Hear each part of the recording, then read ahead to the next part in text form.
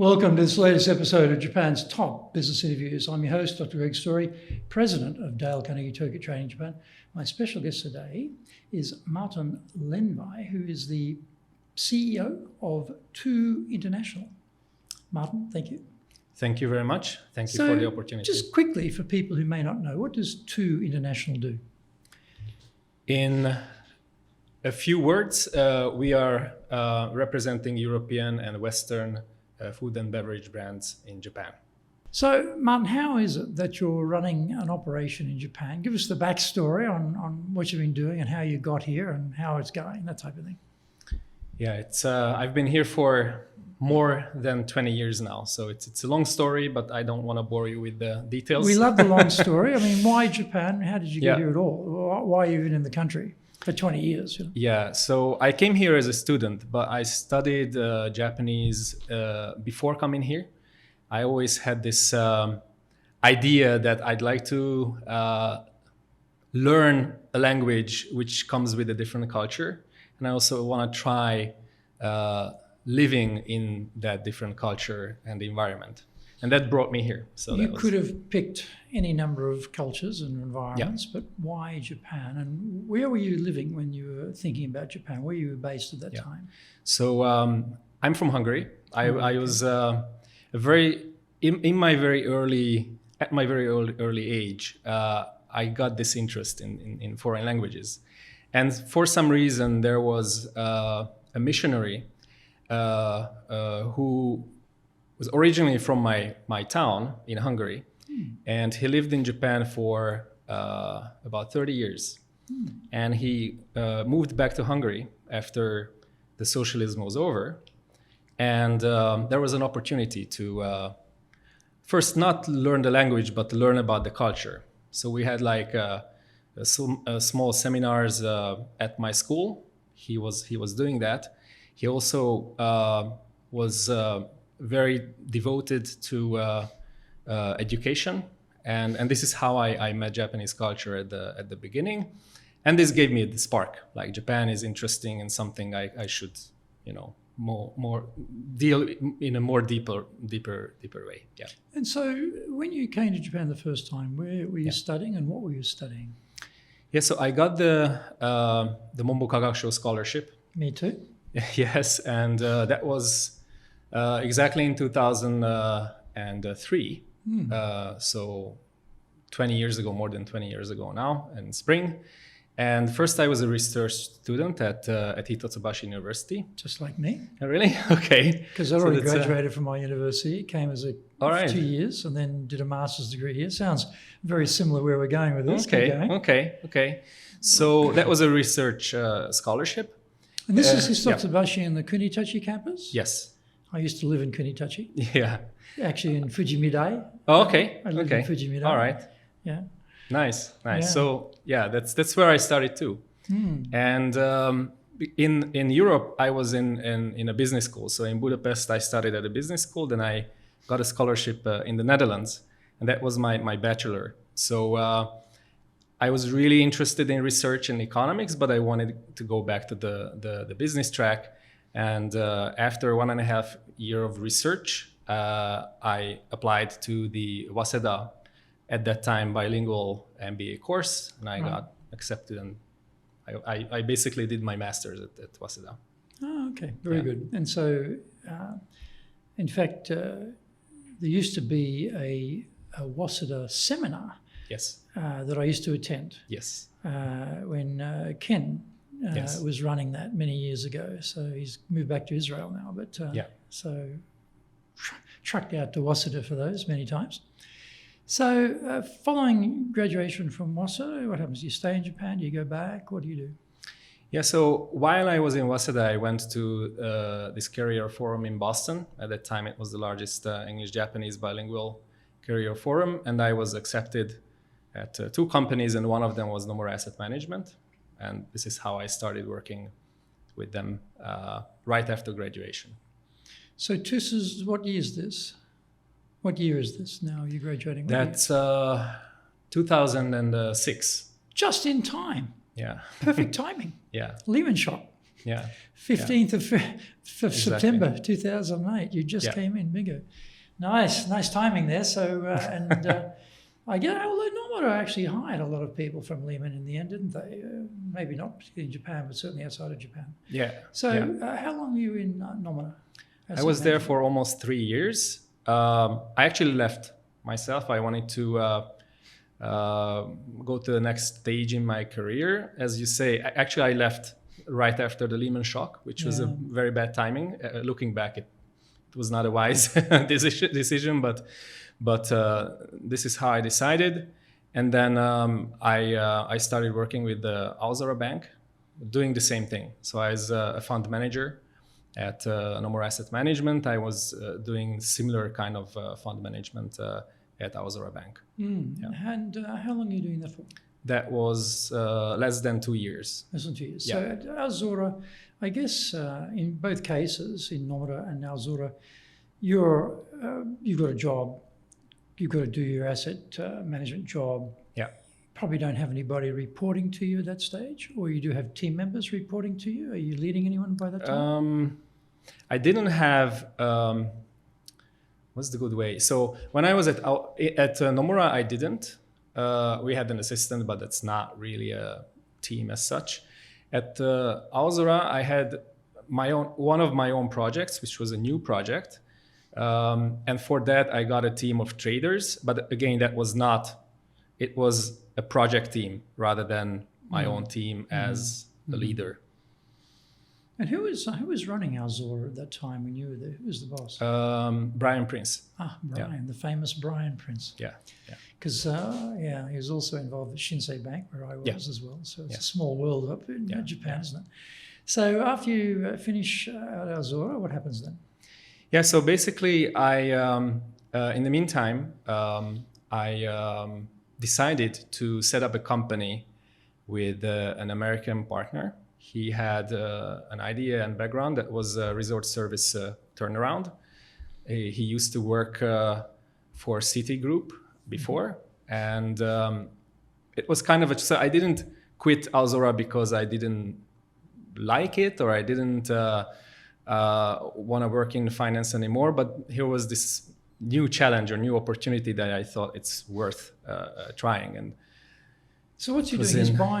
He's buying distressed companies and turning them around. What's he turning around? He was turning around the ski resorts. Ski resorts. So go and find some investors, buy a ski resort, turn it around, and then flick it on. I guess. Is that the idea? Yeah, that was basically at Citi. I was not working with him at that stage, but he was working for Citi, and I think Citi invested in the Niseko resort. He came up also with this idea of Niseko village, and then of course after everything was turned around, it was sold to a third party.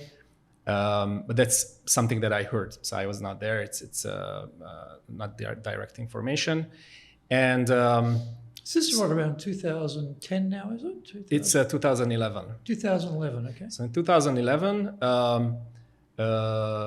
There is a Prince Hotel in Naiba, in Niigata Prefecture, and they wanted to reform or improve their outdoors services, including ski schools, snowboard, you name it. And we had a plan to do that. That was a very long negotiation, but at the end we got the deal, and this is when I decided that I'd leave Aozora, and we set up a company together with my partner.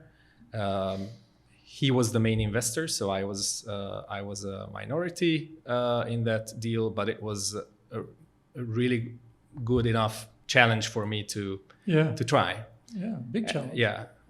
So did you move to Naiba? Did you move there to work there? We were, especially at the beginning, we were living there in the winter months.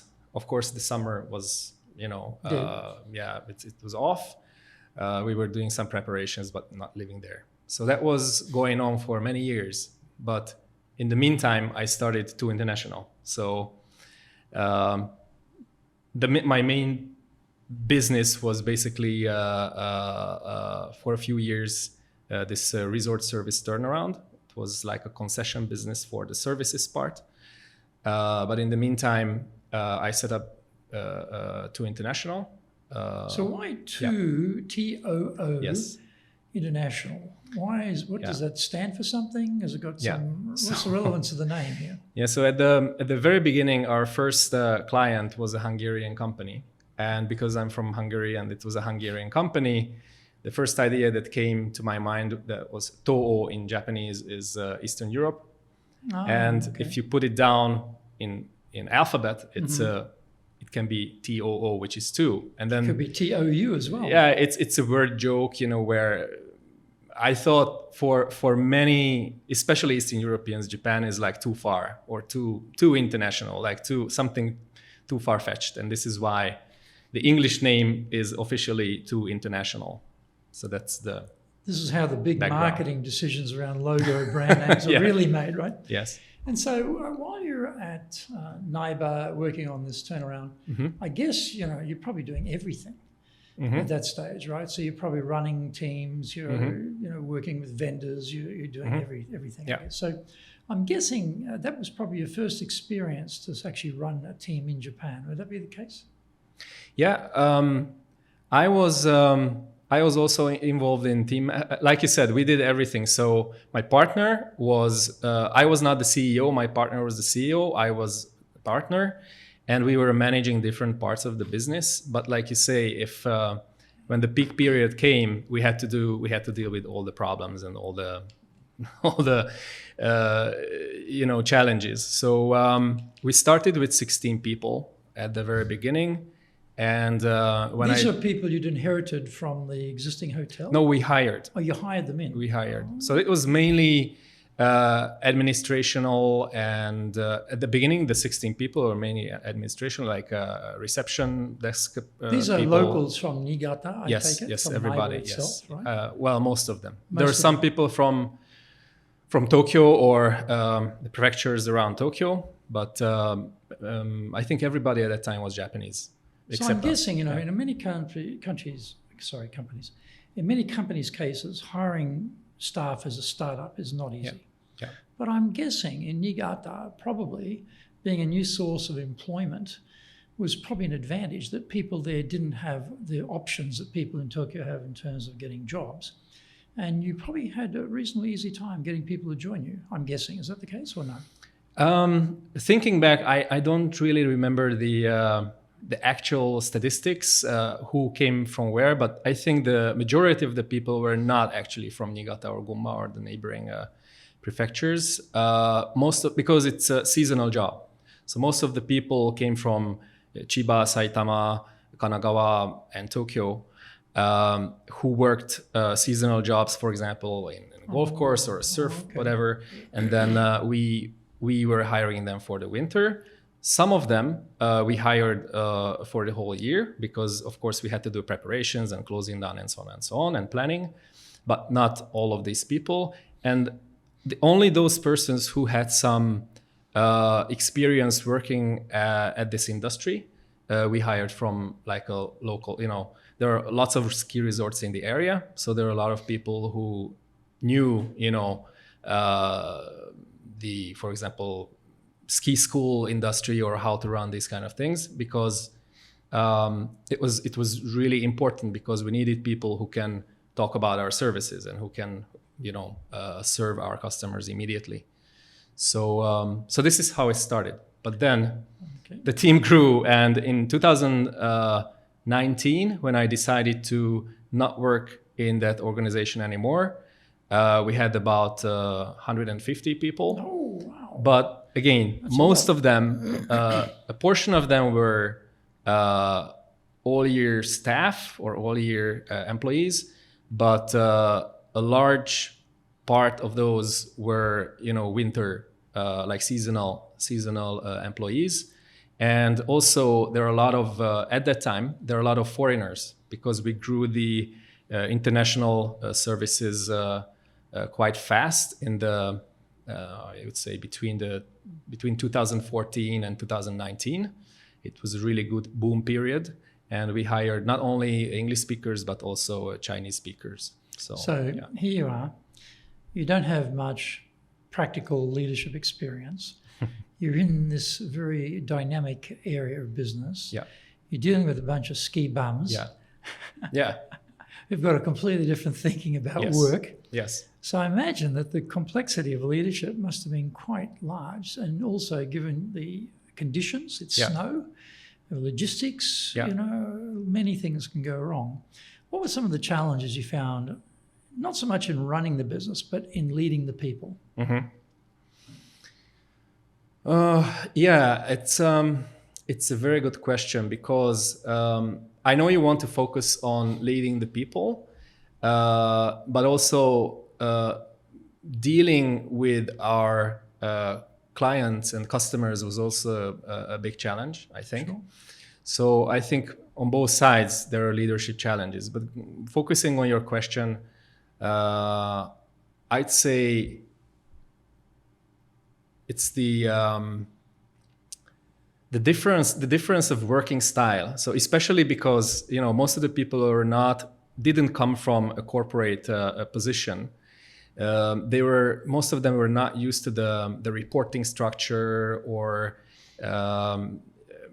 the planning and all the working structures that you if you work at a big corporation or in the city as an office employee, you have that. But if you're working in an outdoors business and you're not post-grad student, you don't have these frameworks. So first we really had to put together a framework that is not too complex, understandable to everybody, also for our later director level people, and also for the newcomers, and also for people who work only a few weeks with us. So that was the complexity.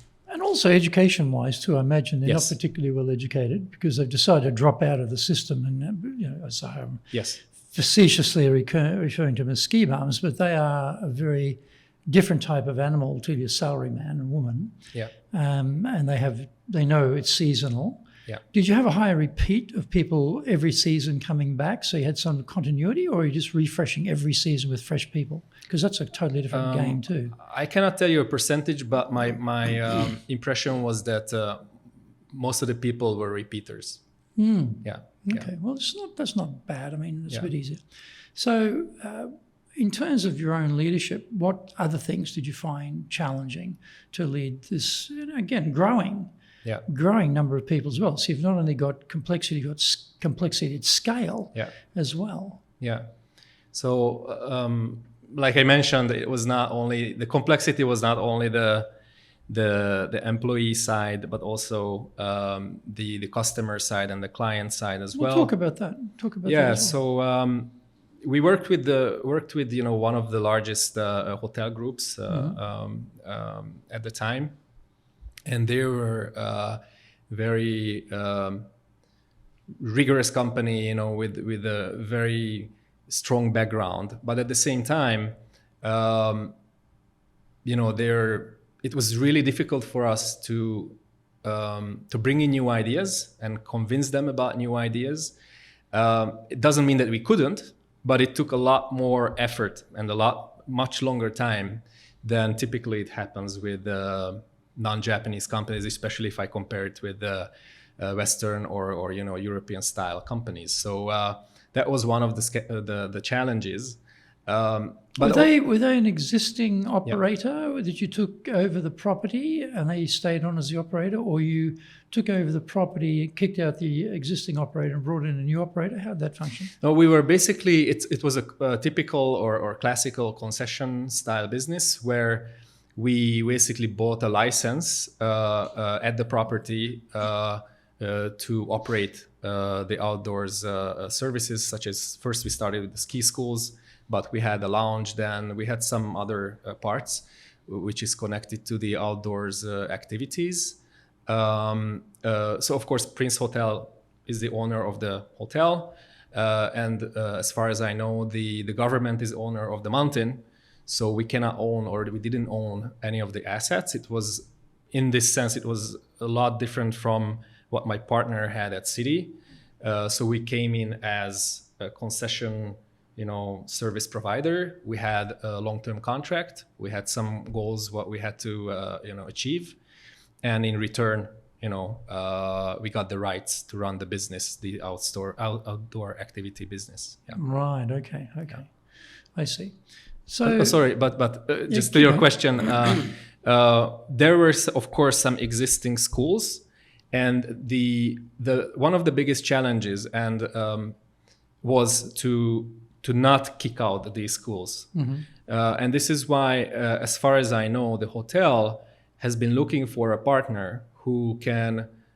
Because the Naiba Prince Hotel is the oldest ski resort in Japan. It started in the 60s, and the Japanese style is to manage all the services as kind of like your family. So they don't just kick out people, all of a sudden, and they try to keep them on as much as possible. And so we had 2 foreigners turning up in your sharp suits, yes, looking to fire everyone. Exactly. Is not going to go down well at all, right? So that was one of the largest challenges, but it was from the beginning. It was a challenge. As far as I know, there are some consulting companies, large, big names, who actually proposed to do this job, but they were rejected because they were the typical, foreigner style, takeover style, that they kick out the team and then bring in a new one. We were the ones who proposed a plan which included involving anybody from the existing team and schools and service providers who want to come with us. And then at the end they accepted, and then we could actually execute this plan. Okay. Yeah. And so you were there until what year? Then when you moved off that project onto your own main business? 2019, end of 2019, basically. So you've been doing this business now for 4 years? No, from 2011 to 2019, 8 years. Okay. Yes. So it's been long. It's been maybe 5 years now you've been doing this? Yes. With 2 International as your main business? As a main business. But the 2 International as a company started in 2013, but it was run as a side business. So at the beginning, it was a similar situation where there was an opportunity. There was this large Hungarian company who wanted to open up a representative office in Japan. And my partner, I had a partner, and my partner had experience. This is another partner, a Hungarian partner, and this is how it started. But things were not very lucky. It was a government-owned company. It is still, as far as I know, and they had some changes in the management, and our contract was abandoned basically. So within a few months. But the start was very good. We got very good feedback regarding what we did. So we decided to not close down the company, but leave our doors open. My partner had his own job. I had my own job, like we discussed, the resort business. And in the meantime, my partner in 2 International decided to take another route. And he said, okay, so he's gonna quit. And I had a few ideas what to do with this business. That was 2016, and then I basically took over his shares and started to formulate some plans to make it into an organization, 2 International. Until then, it was like a side business. And did it have staff at the time? Had you had, apart from you and your partner, any other people working in the business as full-time staff or even part-time staff? We had a part-time assistant, but nothing else. Right. So after that, you had to go and hire people. Yes. So it comes back to that comment I made before about no one's ever heard of 2 International. Yeah. Most people probably got no idea where Hungary is. Yeah. You're a foreigner. Yeah. Why would I give up my nice, safe, secure job with a Japanese company to come and work for you guys? I mean, you're asking them a lot. And as, I've often talked about in this podcast, it's not just the individuals, their wife or husband, parents, her or his parents, the in-laws, grandparents, I mean, there's quite a few decision makers in Japan about this sort of thing. So you must have done a pretty good sales job to convince these people to come and work with you. How did you manage that? Yeah, I never thought of doing a good sales job or any sales job. It was really just gradually growing, and this is why between 2016 and 19, when I personally myself was not fully devoted to international, I tried to build this foundation, and things were going well. So after 2016, I changed a lot of things about the company. I think in 17, I created the first real web page. There was no web page, there was nothing. Mm-hmm. And I started to approach new clients, and that went well. And then slowly and gradually, there was some good feedback with working with those clients in Japan. And I could grow that into something which was already by 2019 something that I can build on. And this is how in 2019 I approached somebody who can become a full-time team member, and this is how we started with a full-time team member in 2019. So before that, I had part-time assistants here and there, but basically 2019 was a real change for the company. If you want to be successful as a leader, do the Leadership Training for Managers course. All companies need people who can both manage and lead. Leading people screams out for real skills in communication, dealing with all different types of people, being excellent at innovation, planning, delegation, handling mistakes, doing performance reviews really well, and inspiring and motivating the team. Do the Leadership Training for Managers course now in either Japanese or English.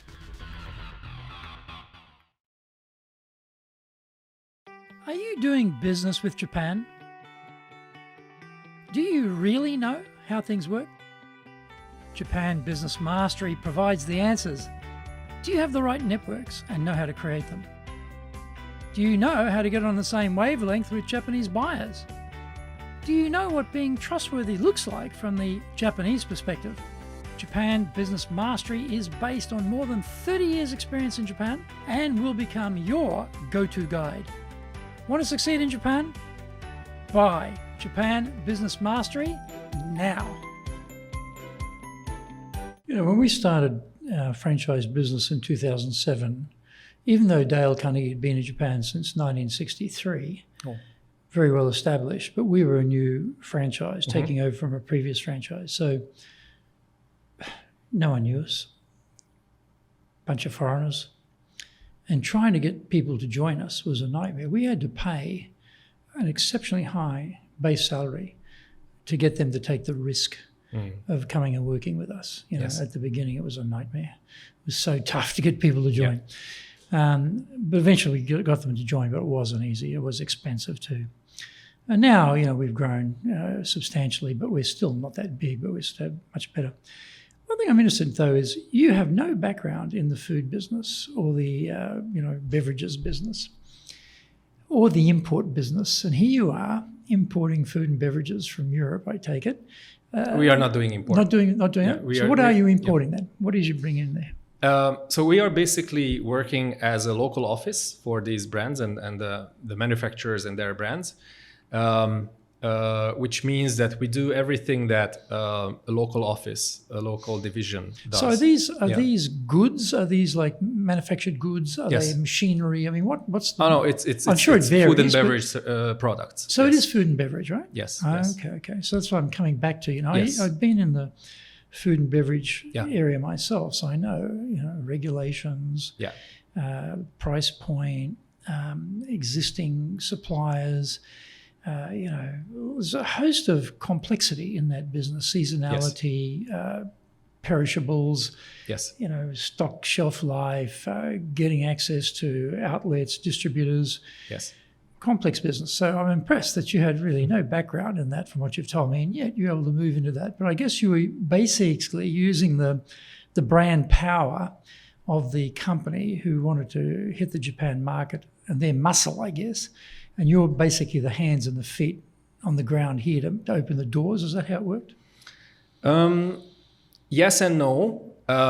Actually, my idea is the same as yours, that we should use the brand of these companies, but and that is the main driver of our business. But still, many companies who haven't been in Japan, or they have been, but they haven't been putting a lot of effort into the Japanese market, they are not really exposing their branding so much. And I think, just like you, that would be the key. And we are trying to put a lot of a stress on that. But reversing this idea that you just brought up, we are trying to localize, their branding. So coming up with the Japan conform branding for these companies, and picking up those parts of the company's heritage or branding or background that they have that actually has an effect that resonates in the Japanese market. So this is one big piece of how we do the sales. And we work with distributors. So because, and it's very important that we don't do the importing ourselves, because as soon as you become an importer, you just become an account in terms of, when it comes to any restaurants or retailers, and then a lot of doors close down. So this is why for the whole time, the main idea is that we are the maker or the brand that we represent. And this is why we can work with several, distributors. We can have this, maybe it's not the best terminology, but distance between them. And this is how it's a lot better to manage the market. But as far as I know, large brands actually do that. So Lay's or Hershey's or Barilla, they all have their brand management office, even if they don't call it like that. I don't know how they call it internally. And they have their distribution, which is a Japanese distribution company. So big companies actually do this model a lot. Now we do it. We also work with large companies, but these companies who we work with, they are not like very strong global brands. So some of them are strong locally. Like there is a Hungarian liquor brand we work with. They are very strong in Hungary, but they are not a global brand at this moment. But it's true for maybe some of the other companies who we work with as well. Okay. So thinking about your experiences, number of companies you've worked in and business you've been in Japan, what have you found works well to get staff members engaged in the work? Yeah. So I think I can connect this question with your previous question.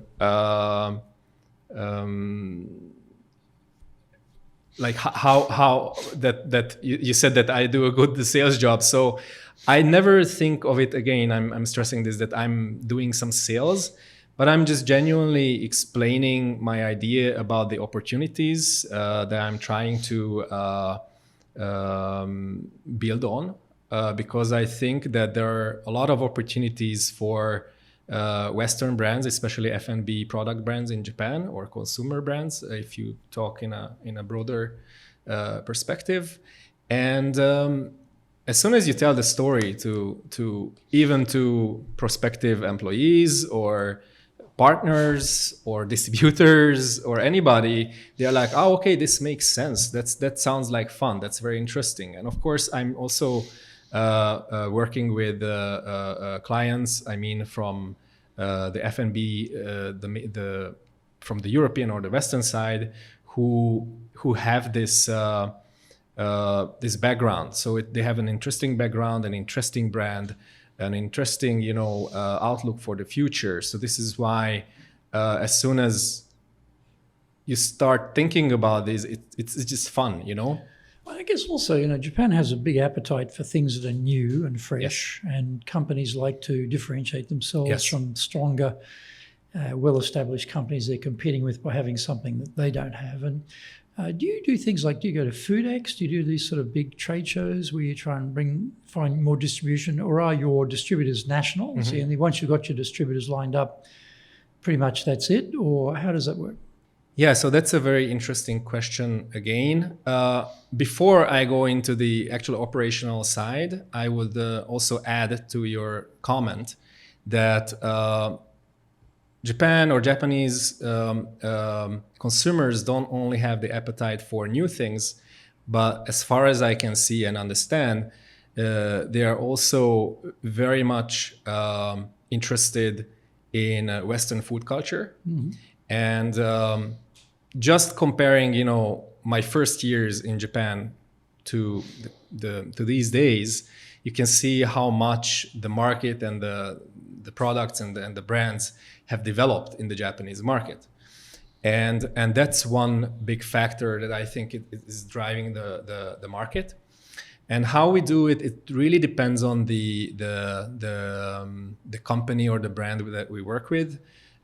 Some of them are more towards the food service segment. Some of them are more want to focus more on the retail. And of course, again, we have to find the local way. So even if some brand and some of those products are working very well in a certain segment in the Western markets, in Japan, it may be something different. So the Japanese market is so different, even if we talk about just, Western style food and beverages, that almost always you have to find a different angle how you can approach the market. You look at the product portfolio and you pick up the ones that can, that have an opportunity to go with the trends, the current trends in Japan. And yes, we go to trade shows. So for your team, this is quite a demanding area of work, introducing new products into Japan. Yes. Get into the distribution system, support the distributors, localize. So how do you, in your current company, and also think about, I said before, your previous experience, what have you found works well to get people really fired up? You talk about with some passion and the excitement of it. What else have you found works to get people engaged here? Because I presume you're not paying them truckloads of money like when we're in the finance business, where people get paid truckloads of money. It's a bit of a different game, isn't it? Yeah. So what do you do? Yeah, so maybe I'm repeating myself here, but it's really, there is this very fashionable term in these days called the product market fit. Mm-hmm. But I would rephrase it more to like a product trend fit. Mm-hmm. So I think what we do is really finding the trends which can be matched with the products or the brand that we work with. And like I mentioned, we have different sort of products and brands we work with. So the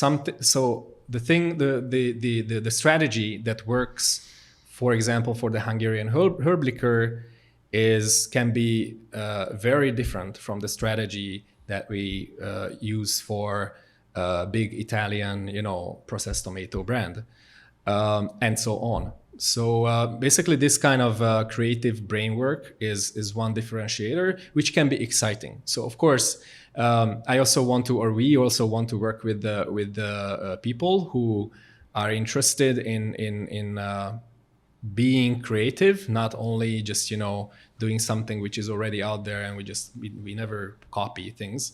And then on the execution side, again, connecting back to your previous question, it can be anything.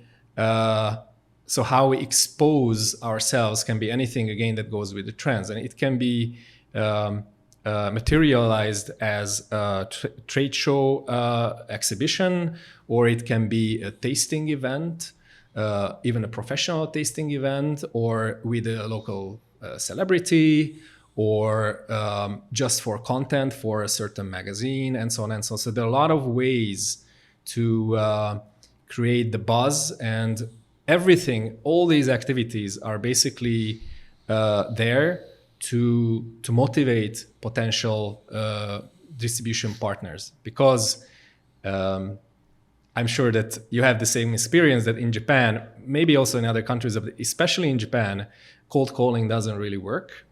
Or even it works, the end result is not very good. So you need to find in Japanese these kikkake, these motivators, the reason to reach out and show yourself to the potential partners. And from there, we build up the relationship. And the second step is always creating the trust and building up the relationship. And in that regard, when you're localizing these European products for Japan, that requires a lot of creativity. Something break through the market. There's lots of noise in the market. There's lots and lots of foreign products here. There's lots of Japanese products here. Overwhelming number. And large numbers of restaurants, food service, big industry. So in terms of generating ideas, if I looked at the innovations and idea list, if you put a list together, would Marton's name be against all of those? Are you the main generator of ideas and innovation and creativity, or what have you found works well to get your Japanese team to come up with ideas? Actually, I wouldn't say that. I think I'm of course one of the core idea generators, but I don't want to be. So basically, I'm trying to involve our team members as much as possible.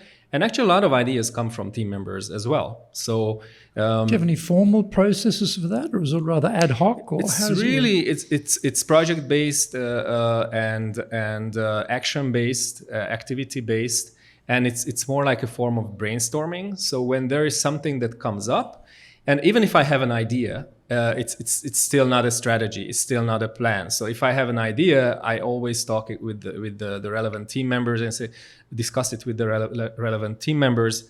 And I ask, okay, so this is my idea. This is how I see the world and how I see the opportunities. What do you think? And many times, I think this is where leadership comes in, and your questions and my answer to that is that if you can explain yourself in a clear way to Japanese staff or employees or team members, and they are interested in the topic, then most of the time they come up with some ideas. But I think and they often say that Japan is a manual society, where everything has a manual, how you have to do it, and people are used to that. And I think my way to handle this kind of phenomena is that I just reverse it. So if you talk with a Western person, you don't have to, in my experience, you don't have to ask for ideas. It just comes up and people express themselves. But Japanese don't really are maybe, the education system doesn't require them, so most of them, to do so. So even if they have, I think they have ideas, but they just don't express it. So my way is usually to involve them into the conversation. I start up the conversation. I tell my ideas just as they are. And usually the best thing is if it's not a one-to-one conversation, but a team conversation, because it's more comfortable to, just throw in ideas when there are other people. And because it's just brainstorming, there are no consequences. So I say, okay, so what do you think about this? What do you think about the problem? I'm not asking for the solution, which I think, again, a Western style thinking would start from some kind of an idea of a solution. Especially when we are talking about men or guys, but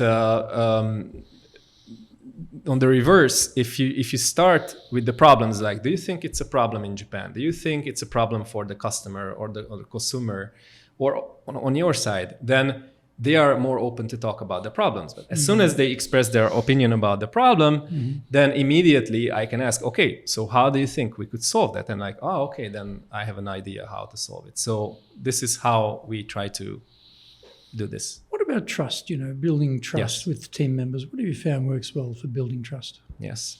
So I think it's a bunch of things. First of all, consistency.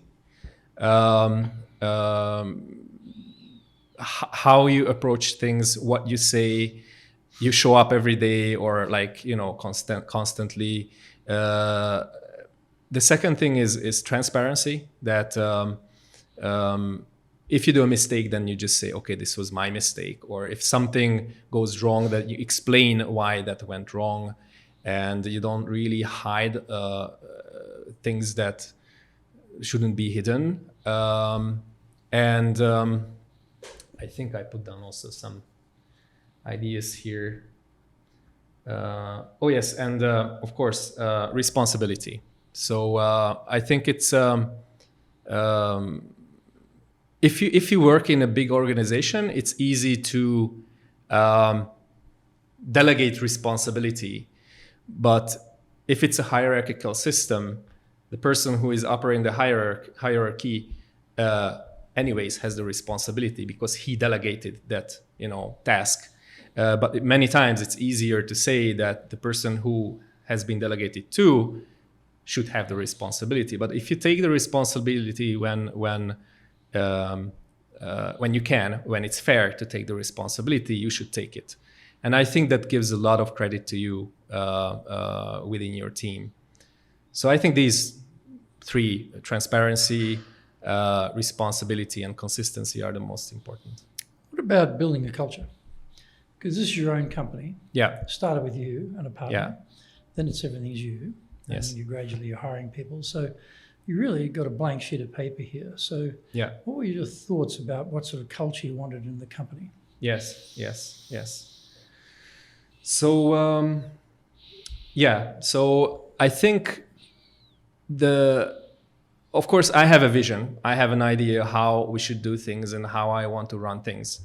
But obviously, everybody else doesn't have this vision, or they may have some vision of their own, or they are just not interested in having any vision. So again, it's a continuous series of actions, which is like, and I would start with one word: discussions again. So discussing what's in your head, and discussing your goals, your motivators, and the potential rewards out there in the market, sharing all these drivers for your vision, in my opinion, is the biggest, is the strongest way, or the best way to formulate a culture. Because then people are gonna, either they are gonna say like, oh, I don't agree with you because of this and that, or they are gonna say, okay, let's do it in this way because you're right. But that's all because of the discussion, like discussing why you want to do something in the way that you want to do. So this has been always the way that I found successful in my career, not only at TUI International. You know, when you found a company, yes, and when you were raised in a Western culture, you can be very powerful as a driving force in the business. And because you're constantly hitting barriers and constantly hitting trouble, you get into this driver mode of, you know, just keep driving through. So one of the problems with Japanese team members is that's not the culture they're coming up in. It's more a collaborative, cooperative, collective culture where no one's driving it. Everyone's sort of driving it collectively together. So how do you balance out that, you know, you've got Marton's way and we're going to break through that wall, and you're just pushing, and you've got Japanese who are like, whoa, okay, you know, okay, yes, Marton, okay, Marton, you know, to actually get them to take ownership, because that's one of our issues as foreigners. We can be a bit overpowering. Yeah. And people just say, well, you're taking all the accountability, you're taking all the responsibility. I'm just, I'm on the oars here of the slave ship to international, and I'll do what I'm told, as opposed to a culture where you have a sense of responsibility, ownership, you can participate, you can actually have input. How do you balance that out? Yeah, it's a very good question. I wouldn't compare only Western culture and Japanese culture, work culture, but I would also compare large corporate culture versus venture and small company. And as I explained, I used to work in a large Japanese corporate culture. and this is where I started. That was my first job. That was the first thing that I experienced for a couple of years. And in those big organizations, I haven't worked in a lot of these companies, but at least the experience that I have is that everything that the company says is something, already decided, something that you cannot really change alone because it's a big company. So you have to adjust or accept that this is the way it is. And of course, if you go up in the hierarchy within the large corporation, you just basically, if you align your management to the corporate policy, then everybody accepts it because, just like I said, people cannot do anything else. So when I got out of that culture and when I started my own business or businesses, that's where I had only that mindset. So that was a really eye-opening experience for me, that as soon as you go out and there is no big corporation behind you, nobody cares about your idea that much, at least. So the conclusion, or the one-word conclusion, would be flexibility. And this is where I learned that you have to be flexible, otherwise you're not gonna get to your goal. And this is how, and I now go back to the Western versus Japanese, that yes, you're right, there are a lot of differences in educational background, way of thinking, culture, and so on when we compare Western and Japanese cultures. But at the end of the day, you have a goal. I wouldn't even say vision at this point, but I would say you have a goal, and you have your own way to go to that goal. But there are, endless other options to go to that goal. And if you're flexible enough to listen to your people, to your team, what they think about if they agree with you that we should reach that goal together, then they come up with totally different ideas. And if you have this big corporate mindset and being in a higher position at a big corporation, you say like, no, this is the way we do it, so adjust. But if you're a small company, then you basically say, okay, as long as we reach the goal together, I'm fine with any other ways. And this is how I think you can deal with all these differences between the Japanese and the Western culture. So if someone rang you up, Martin, they said, I've just been given this big job in Japan. Mm-hmm. I'm going to Japan to run the organization over there, but I don't know anything about Japan. I don't know Japanese business. I don't speak the language. Martin, how can I be successful as a leader? What advice would you give them? Yeah. So I think it's a continuation, or the next step from the previous thoughts, that yes, there are a lot of different things in Japan, different from the Western world, but there is always a reason behind why things go in this way, why Japanese people or companies or businesses don't do it in the way that Western companies do. Look into it. Find out the reason. As soon as you know the reason, you can adjust it. You can be flexible. You can maybe even have a better idea yourself. So that's number one. The number two is that regardless, I think even I am a Hungarian and I work for a Hungarian company in Hungary, even in that situation, everybody can, or your staff or your team can have different backgrounds. Now, you cannot expect people with different backgrounds to have the same conclusion or the same way of thinking about everything. So, and it can be, lifestyle, culture, education, consumption habits, everything that comes to your mind in this respect. And then this is where, again, flexibility comes in. And so I was talking about all the differences, but at the end, there is always something that connects us. And I think it's important when somebody comes to Japan and he finds all these differences, yes, look into the why, the reason. Second, don't expect people with different background to to react in the same way as how you do it with, again, a different background. But this is the third one. Don't forget that at the end of the day, we are all human. So the end goal, the source of happiness, the source of, longevity and so on, is the same for all people, all human beings on this planet. So if you think that what makes people happy, what the basic needs of the people is the same, it's just people found different ways to get to the same goal, then I think you are going to have a much easier work if you come to Japan. Should they learn Japanese? That's a good question. I think it makes your life a lot easier if you speak the local language. So that I would advise, yes. Mm-hmm. So what's your definition of leadership then? Yes, I have been thinking about this a lot. And I came up with the ability and the actions to get followed. Because if you think of it, the term itself, there are no leaders without followers. So the easier, I think it's basically the easier it is to follow, the better the leadership. And it includes setting directions and identifying and aligning collective motivations. But again, it's the ability to get followed, because without followers, you're not a leader. Yes, nobody to lead, right? Yes. Well, Marton, thank you. Thank you very much. Very much. Very interesting. Please join us again for our next episode of Japan's top business interviews.